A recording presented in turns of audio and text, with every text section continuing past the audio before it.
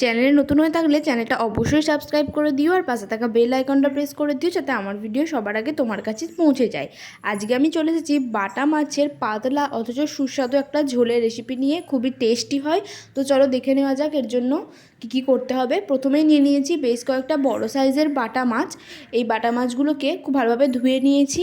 এবার এটাকে ভেজে নেব। তো তার জন্য কড়াইয়ে দিয়ে দিচ্ছি কিছুটা পরিমাণে সরষের তেল, দিয়ে দিলাম একটু হলুদ আর একটু নুন। এরপর তেলটা একটু গরম হওয়ার জন্য অপেক্ষা করতে হবে। তেলটা গরম হয়ে এলেই দিয়ে দেবো মাছগুলোকে একদম লাল লাল করে খুব ভালোভাবে ভেজে নিতে হবে। তো এই যে দেখো কড়া করে একদম ভেজে নিয়েছি প্রত্যেকটা মাছকে।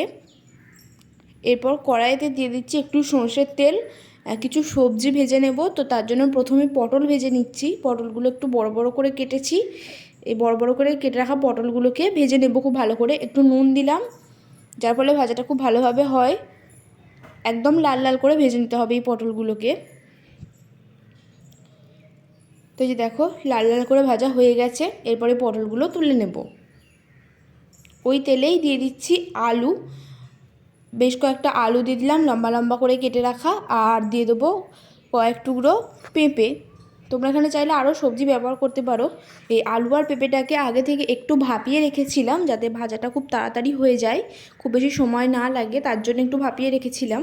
এবার এটাকেও ভেজে নেব ভালোভাবে। এই যে দেখো খুব বেশি কড়া করে ভাজিনি, অল্প একটু ভেজে নিয়ে এরপর আলু আর পেঁপেগুলোকে তুলে রেখে দিলাম।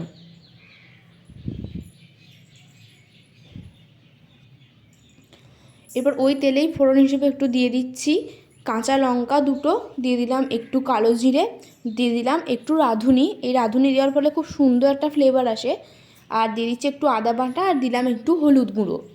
এরপর খুব ভালোভাবে মশলাগুলোকে ভেজে নিতে হবে।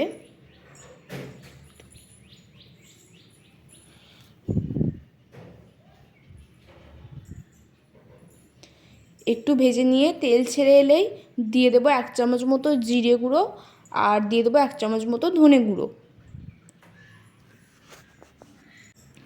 আর দিয়ে দেবো কালারের জন্য একটু কাশ্মীরি লঙ্কার গুঁড়ো।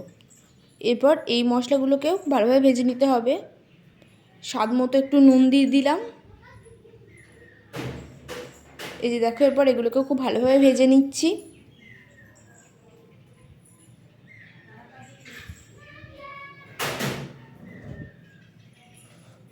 তো এরপর জল দিয়ে গ্রেভিটা তৈরি করব। অল্প অল্প জল দিয়ে এইভাবে মিশিয়ে যেতে থাকবো। যেহেতু পাতলা ঝোল তাই খুব বেশি তেলের ব্যবহার করিনি এখানে। এরপর দিয়ে দিচ্ছি ভেজে রাখা আলু, পেঁপে আর পটলটা।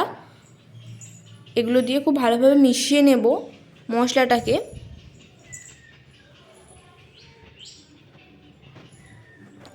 খুব ভালোভাবে মিশিয়ে নিতে হবে।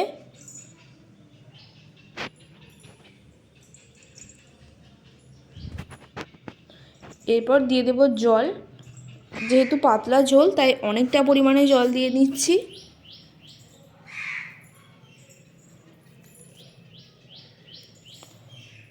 এরপর এটাকে চাপা দিয়ে রেখে দেব যতক্ষণ না সেদ্ধ হয়ে যাচ্ছে সমস্ত কিছু। খুব ভালোভাবে সেদ্ধ হয়ে যাওয়ার পর মোটামুটি 5 থেকে 10 মিনিট সময় লাগবে। তারপর সেদ্ধ হয়ে গেলেই দিয়ে দেব ভেজে রাখা বাটা মাছগুলো। এই বাটা মাছগুলো দিয়ে মোটামুটি 3 থেকে 5 মিনিট রেখে দিলেই তৈরি হয়ে যাবে আমাদের সুস্বাদু পাতলা বাটা মাছের ঝোলের রেসিপি। কেমন লাগলো অবশ্যই জানিও।